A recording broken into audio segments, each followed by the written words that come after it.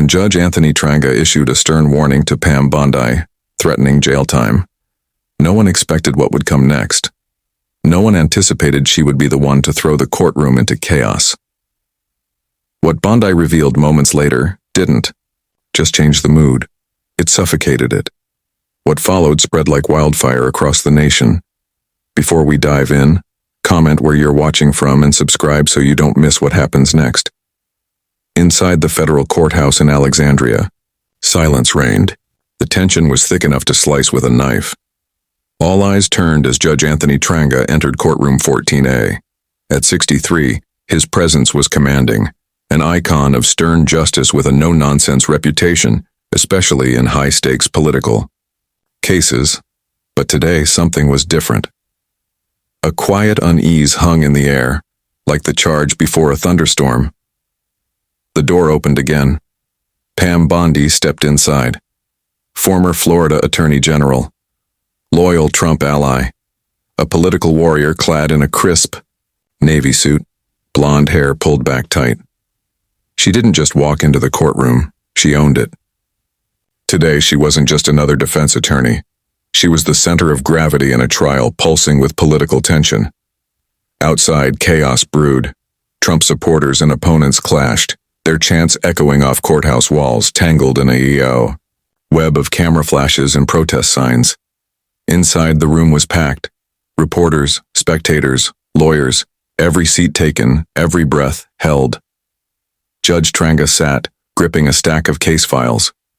His jaw was clenched, eyes steely, gaze locked on Bondi like a storm cloud watching a lightning rod.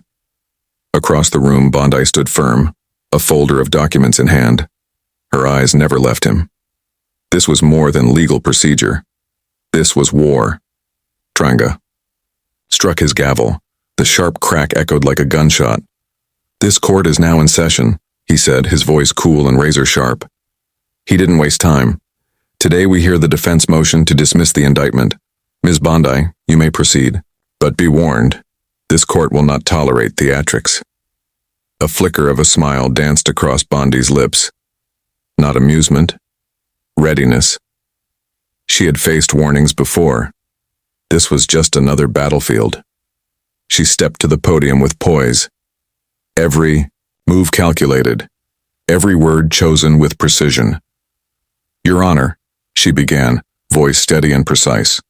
"The defense respectfully moves to dismiss the indictment due to significant flaws in the investigative process." She cited legal precedent. Section 1001. Failure of evidence. A lack of legal standing. Her arguments were clear, methodical, and cutting. Trenga leaned in, suspicious. "Ms. Bondi," he said sharply, "are you attempting to turn this trial into a political spectacle?" The room fell silent. Bondi didn't flinch. "No, Your Honor," she replied, voice calm but resolute.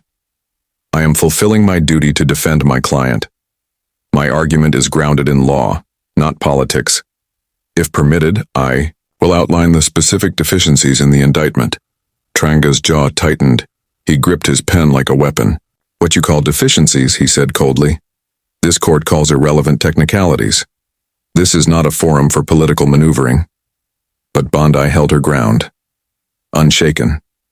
"In that case, Your Honor," she said, "I formally request a closed hearing. I have evidence regarding procedural misconduct that may compromise the integrity of this court."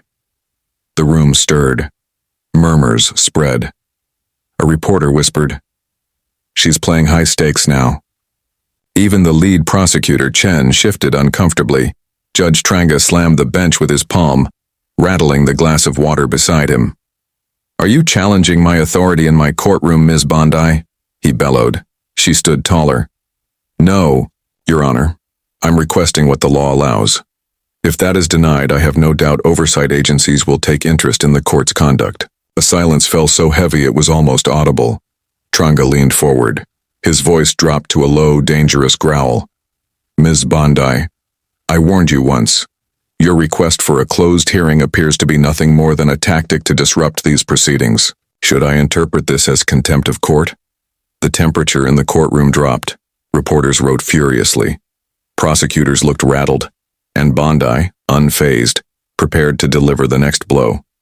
What happened next would shake not just the courtroom, but the country. After weathering years of political firestorms, Pam Bondi responded not with fury, but with a calm, unwavering voice. "Your Honor," she said, her tone soft yet ironclad, "I have no intention of delaying these proceedings. My request is rooted in the defendant's constitutional right to a fair trial, as guaranteed by the Sixth Amendment.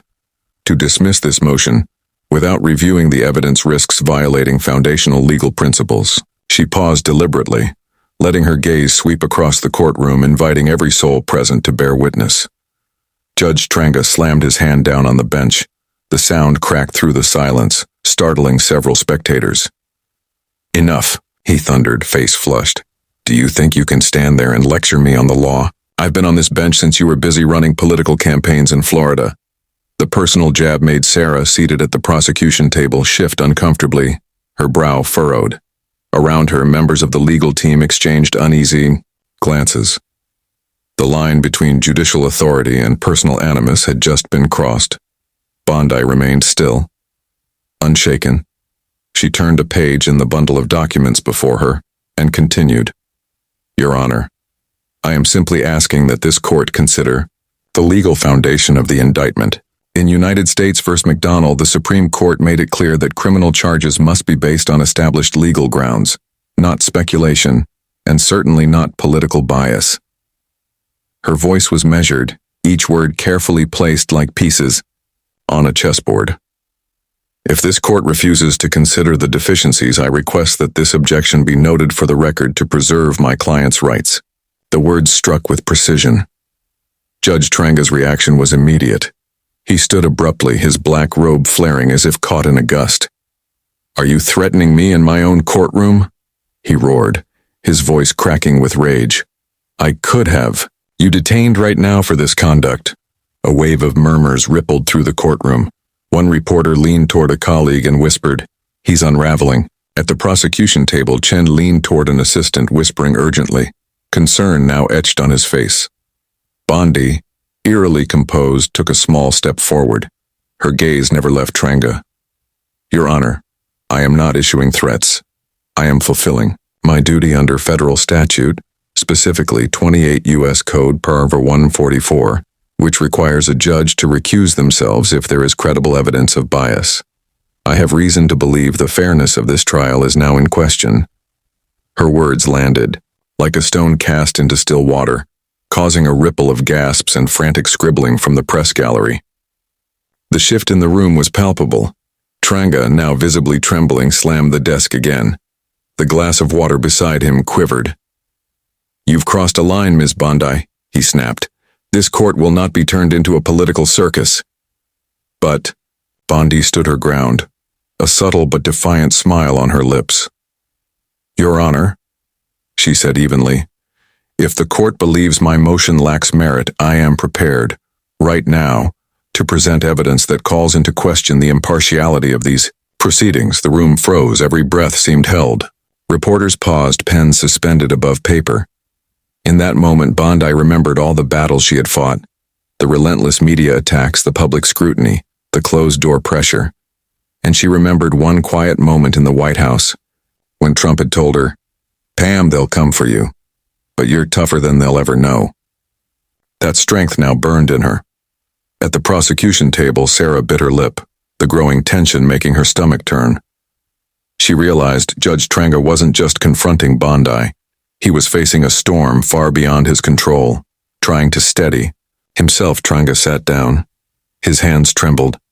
"Ms. Bondi," he said, voice lower but still sharp, "if you have evidence, present it. But be warned, any attempt to undermine this court will carry consequences." The threat rang hollow. Bondi nodded, slowly opening a file. "Your Honor, I present this not to discredit the court, but to defend the integrity of justice itself." She paused, letting her words settle like dust after an explosion. "And I believe what I'm about to present will require us all to reconsider the very foundation of this trial." A suffocating silence overtook the room. Heartbeats pounded like war drums. Bondi reached into an envelope and pulled out a marked set of documents. "This," she announced, "is a sworn affidavit from a former court employee, detailing instances of judicial misconduct within this courthouse." Shock rippled through the room. Reporters scribbled furiously. Attorneys leaned forward, every eye locked on Bondi. She continued, her voice like a scalpel. Specifically, the affidavit references irregularities in multiple cases, including United States versus Carter and United States versus Quarter. Before she could finish, Trenga surged to his feet. "This is slander," he barked, his voice breaking. "You have no right to make such accusations in my courtroom." But Bondi, unfazed, calmly raised a hand, urging patience. "I'm not finished, Your Honor." Her tone was chilling in its restraint. "In addition to the affidavit, I have financial records. They show unusual payments from entities with vested interests in cases over which you presided." The courtroom exploded in silent disbelief. Pens scratched furiously. Reporters leaned over to whisper, their words drowned by the tension gripping the air. Sarah Chen, now ghost pale, hunched over her documents as if trying to crawl inside them. Desperate to escape the chaos spiraling before her, Bondi did not flinch. Unrelenting, she pulled out another set of documents, her voice ringing with authority. Specifically, Apex Solutions, a named party in United States versus Carter, transferred $200,000 to an account linked to you within 48 hours of your ruling in their favor. That's not coincidence. That's corruption. Judge Trenga's hand gripped the edge of the bench. His voice, once commanding, now cracked under the weight of panic. "You're fabricating this," he whispered. But the weakness betrayed his disbelief in his own defense. Bondi pressed forward, like a seasoned warrior sensing her opponent's collapse.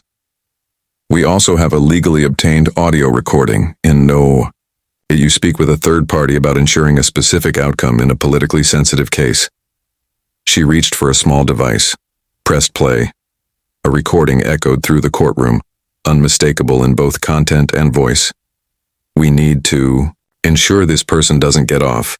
Too much is at stake." Gasps swept through the room. The gallery froze. It was Trenga's voice. Clear, unmistakable, damning. Chen stood abruptly, her voice shaking. "Your Honor, I request a recess to review this."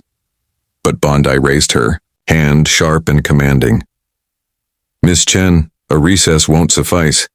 This evidence has already been transmitted to the Department of Justice, the FBI, and the Fourth Circuit Court of Appeals." The words fell like thunder. "The integrity of this court is no longer a matter of debate. We cannot proceed as though justice hasn't been compromised." Trenga collapsed into his chair like a man struck in the chest. His hands covered his face. "This can't be happening," he muttered. But Bondi wasn't finished. She pulled another document from her folder, her voice now carrying the weight of someone invoking judgment. "In United States versus Nguyen, you denied a standard request for trial delay. The defendant was left without sufficient time to prepare. The Court of Appeals later reversed your ruling, calling it a gross abuse of power. This isn't an isolated mistake, Your Honor. It's a pattern." The entire courtroom, from journalists to clerks, sat frozen in stunned silence, every eye on Bondi. A reporter leaned toward her colleague and whispered, "She's destroying him." At the prosecution table, Chen whispered frantically to an assistant, trying to make sense of the unraveling nightmare. Bondi, calm and resolute, continued, "These actions do not merely breach judicial ethics. They suggest potential criminal conduct. We have credible reason to believe that you coordinated with third parties to predetermine case outcomes, directly violating the defendant's constitutional right to a fair trial." Trenga, his composure in ruins, tried to speak. "You have no right. You can't." But his words stumbled and fell, ignored by all. All attention was on Bondi, who stood like an unshakable pillar. She set the documents down with finality and looked directly at him. "Your Honor, I am not here to attack you personally. I am here to defend justice, the very principle this court is supposed to embody. And if this court no longer serves that purpose, then it falls to people like me to act." She thought of her career, the political warfare, the courtroom battles, and of the quiet conversation with Trump. Pam, you're the only one I trust to uncover the truth. That trust now pulsed through her like fire. Across the courtroom, Sarah Chen lowered her head. Each triumph she'd won under Trenga's gavel now teetered under a cloud of suspicion. The room was still, suspended in the gravity of Bondi's words. Then, she delivered the final blow. Your Honor, I respectfully move that you recuse yourself from this case, and I believe the investigative agencies receiving this evidence will soon determine whether you should remain on the bench at all. Her words cut through the silence like a sword. Judge Anthony Trenga, once the embodiment of judicial authority, now sat slumped, his ashen face drained of power, his trembling hands clinging to the bench as though it could save him from the fall. Bondi's evidence, the affidavit, the wire transfers, the damning recording, lingered in the air like smoke after a fire. Every camera, every pen, every pair of eyes was trained on the unfolding spectacle. Suddenly the courtroom doors burst open. The sharp clatter turned every head. A group in black suits entered, led by a tall woman with silver-streaked hair and an icy expression forged by years of high-stakes investigations. She moved with precision, stopping at the security desk and flashing a badge. I'm Special Agent Patricia Martinez, FBI Public Corruption Unit, she announced. Her voice sliced through the tension like a razor. I request an immediate meeting with Judge Trenga regarding an urgent matter. Gasps swept through the crowd. Reporters clicked cameras and whispered furiously. A tidal wave had arrived. Trenga, jolted as if from a nightmare, lifted his head. His eyes were wide with disbelief. This is a courtroom in session, he stammered, trying to summon authority. But his voice came out cracked, uncertain, almost pleading. Agent Martinez was unmoved. She stepped past the bar with 3 agents, in tow, each carrying a presence as heavy as the charges they bore. She stopped in front of the bench and held up a document bearing the seal of the federal court. Judge Anthony Trenga, I have a warrant for your arrest, she declared. Signed by Chief Judge Rebecca Morrison. You are charged with conspiracy to violate civil rights. Musk begins, his voice steady, his gaze locked on Crockett. Let's talk about ethics. Government healthcare programs waste billions, yet save no one. That's where your outrage should be. Ethics means serving the greater good, not launching attacks for political points. He pauses, eyes fixed on Crockett. A silent challenge for her to bring facts, not fire. He sits, composed, as if steering the debate itself. AOC leans forward, her voice rising like a fierce wind, carrying conviction and urgency. You speak of the greater good, but Neuralink raises profound privacy concerns. When technology can read or manipulate thoughts, who ensures it won't be abused? Can you guarantee protections for brain data? She lifts a report outlining critical security vulnerabilities in Neuralink's systems. Innovation must never come at the cost of personal freedom. She sits, her gaze steady, demanding clarity. Musk responds, each word firm, deliberate, a verbal fortress under construction. Privacy is foundational. Neuralink encrypts all user data to the highest standard. We don't control thoughts, we help people break through biological limits. If abuse is your concern, look at how governments monitor citizens, that's the real threat. Applause breaks from Republican lawmakers. AOC purses her lips, holding her reaction in check. Musk sits, unmoved. Crockett presses on, her tone rising, like fire fed by oxygen. You praise Neuralink, but align it with policies that benefit corporations over people. Is this about human progress, or cementing billionaire power while everyday Americans bear the risks? She cites a report revealing opaque Neuralink funding, suggesting corporate interests at play. Are you willing to let independent scientists evaluate the project without interference? She sits, her eyes narrowed, trying to unmask the man behind the mission. Musk replies, voice low but commanding. Neuralink has nothing to do with Trump or any political figure. We work for science, not politics. Independent scientists are involved now. They're part of the process. You want transparency? Start by demanding it from government agencies that mismanage healthcare and ignore the people. He pauses again, gaze drilling into Crockett. Applause flares again from parts of the audience. He sits, like someone holding the upper hand. Moments later, an aide quietly enters and hands Musk a slim folder. He flips through the pages, a subtle smile curling at the edge of his lips. AOC notices. She rises, her voice sharp and direct. Let's talk about transparency. Allegations claim you've used your influence to conceal questionable Starlink deals with foreign governments. Can you clarify these transactions? She presents a report cataloging Starlink's overseas contracts, suggesting conflicts of interest. The American people deserve honesty. She sits, her eyes locked on Musk, watching for a slip. Musk responds, his tone cool but forceful. Starlink operates transparently, serving millions globally. But since you mentioned the truth, this just came in. He holds up the documents. The FTC has just released preliminary evidence that Media Matters, yes, the left-leaning organization, illegally coordinated with major advertisers to sabotage X. They cut ad revenue deliberately. And now, your accusations echo theirs. Coincidence? His words land like thunder. A murmur ripples through the chamber. He sits, eyes sweeping across AOC and Crockett, daring them to respond. AOC rises instantly, her voice a storm. You're deflecting.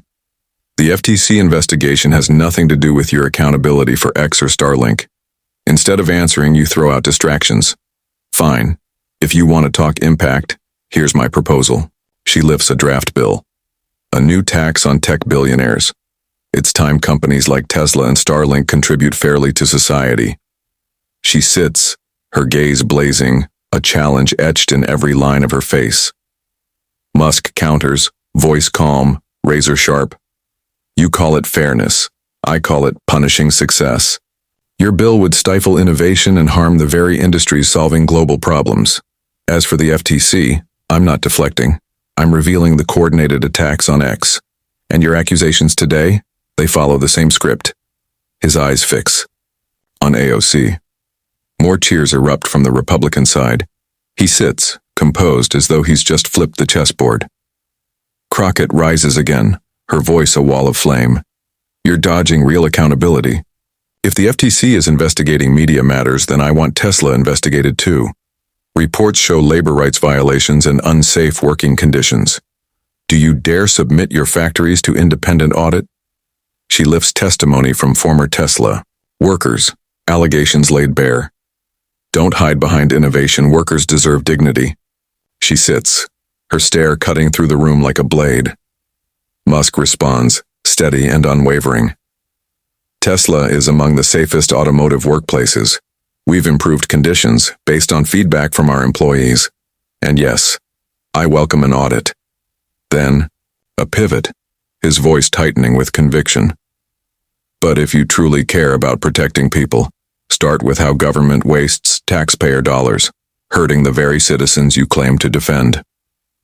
Cheers once again break from the right side of the chamber. He sits like a gladiator who's taken every blow and remains standing. AOC rises once more, her voice now a river, powerful, unrelenting. Innovation is not above ethics. Starlink, Tesla, X, they all serve your interests. And when left unchecked, that kind of power threatens democracy itself. Standing in Trump's administration, Bondi had become more than just an enforcer. She was now a living testament to his long-proclaimed narrative. The justice system was rigged, and it needed cleansing. Outside the courthouse, the crowd had grown volatile. On one side, Trump supporters raised banners that read, "Bondi, Defender of Truth." On the other, protesters shouted, "This is a political stunt." A Fox News correspondent pushed through the chaos, shoving a mic toward a jubilant middle-aged woman. "Bondi did what the system should have done years ago," she cried. "She exposed corruption." Just a few feet away, another protester shook their head in disgust. "This isn't justice, it's Trump settling scores with the prosecutor's office." Inside the building, Sarah Chen sat surrounded by her team. The air was thick with unease. "We need to re-examine every case Trenga ever presided over," she said quietly. Mark, her young assistant, looked stunned. "If what Bondi said is true, dozens of rulings could be reversed." He didn't finish the sentence. His eyes had drifted somewhere else, toward the edge of their careers. But Sarah found a thread of resolve. If we relied on a corrupt judge, even unknowingly, then we owe it to the system to make it right, she said firmly. It was a painful admission, but for her it was the first step toward reclaiming integrity. Across town, news anchors debated the fallout. On MSNBC, a former federal prosecutor said bluntly, "What happened today is unprecedented. A sitting federal judge arrested in open court. This will force a reckoning within the judiciary." But on CNN, a legal analyst offered caution. "We need to ask whether Bondi's actions, no matter how justified, are part of a larger strategy, one that serves Trump more than justice." The nation, already bitterly divided, was thrown into yet another ideological firestorm. Back near the courthouse in a makeshift office, Bondi received a text from Susie Wiles, a top Trump advisor. "You did it, Pam. The president is proud of you." Bondi allowed herself a small smile. But her eyes drifted, not to victory, but to something deeper. She thought of the defendant, a father who might now reunite with his children. She thought of her oath, to pursue justice without fear or favor. She knew this wasn't just about politics or ambition. It was about a system that had lost its balance. Meanwhile, Capitol Hill roared to life. A Democratic senator called for immediate action. "We will hold emergency hearings on judicial corruption. The Trenga case is just the beginning." A Republican congressman fired back. "Pam Bondi exposed what Democrats tried to bury. This is a win for real justice." The ideological battle lines were drawn. The reverberations of Trenga's arrest would echo through every courtroom, every campaign speech, every news cycle for months to come. Back in courtroom 14A, the staff quietly began to clear out the space. But no one could erase the memory of what had just unfolded. In the hallway, a young reporter typed out their first headline. Today, Pam Bondi didn't just take down a judge. She shook the foundation of the American judicial system. Outside, Bondi stepped through the crowd, face unreadable, gaze fixed forward. In the holding cell below, Judge Anthony Trenga sat hunched on a metal bench. Gone was the commanding presence. His once immaculate black robe had been replaced by a crumpled dress shirt. His wrists were still marked red from the cuffs. He held a small sheet of paper in shaking hands, a letter to his daughter. "Emily, I'm sorry." But the rest of the letter remained unfinished. He couldn't find the words to explain his fall. In that fluorescent-lit silence, Trenga faced the wreckage of his life. 15 years on the bench, once praised for fairness, now cast into doubt. He thought of the day he first took the bench, his wife and daughter in the gallery, pride in their eyes. He had sworn to protect justice. But somewhere along the way, that oath had given way to pressure, to temptation, to influence. And now, all that remained was the echo of a gavel and the cold, unrelenting truth. Silent deposits into his account. At first, just one, Trenga had told himself it was harmless, a one-time exception, a necessary evil. But in the cold solitude of his cell, he finally understood the true cost. Not just the end of his career, but the loss of something far greater, his family's trust. He stopped writing. The pen hung limp in his fingers as his vision blurred. He saw Emily, his daughter, at her college graduation, beaming as she tossed her cap into the air. That memory, once a source of pride, now tightened painfully in his chest. A few blocks away, Pam Bondi sat alone in a temporary office near the Alexandria courthouse. The glow of a desk lamp carved shadows across her face. A cold cup of coffee sat untouched. Her phone screen lit up with a message from Susie Wiles. "The president wants to meet you. He's calling this a historic victory." Bondi gave a faint smile, but her expression remained pensive. She didn't reply immediately. Instead, she turned her gaze to the window, watching the city's lights flicker in the distance, echoes of a chaotic day. Today had been a turning point. The arrest of Judge Anthony Trenga marked a seismic shift in the justice system. But with that victory came a deluge of skepticism. Accusations that she was merely Trump's pawn. Bondi thought back to her days as a Florida prosecutor.